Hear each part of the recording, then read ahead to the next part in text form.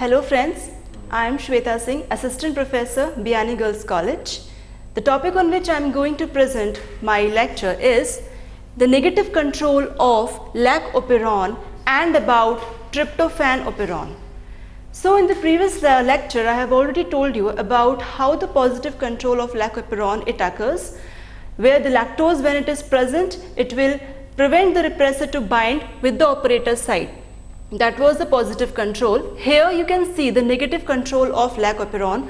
What exactly happens? The negative control, it explains about the catabolite repression, that is also glucose metabolism. It states that when the glucose is present inside our body, then no other sugar will be metabolized. Glucose will metabolize first and then the other sugars will metabolize subsequently. But when glucose is not present, other sugars will metabolize first. So this is the mechanism how the process occurs. When the glucose concentration is high, this will lead to the increase in concentration of cyclic AMP. The cyclic AMP concentration will decrease because glucose concentration is increased.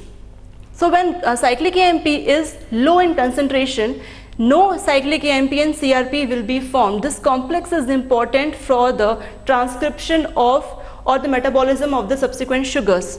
So no cyclic AMP and CRP will be formed, and because of that no binding to the transcription promoter will occur, and the metabolism of lactose will stop and the other sugars will be utilized. So this is how, when the glucose concentration is increased, other sugars metabolism will stop, and the vice versa will happen when the concentration of glucose will be low. So this was about the negative control of lac-operon. Now let's talk about the tryptophan-operon. As I've told you that operon is a set of genes which are present in the DNA segment, and you can see these are the repressor genes which will form a repressor. This is the promoter site where the RNA polymerase will bind, and this is operator site where the repressor will bind.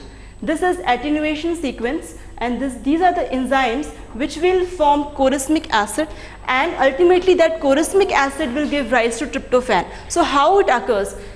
The repressor, when it is present in its inactive condition, that is called as aporepressor because it is inactive.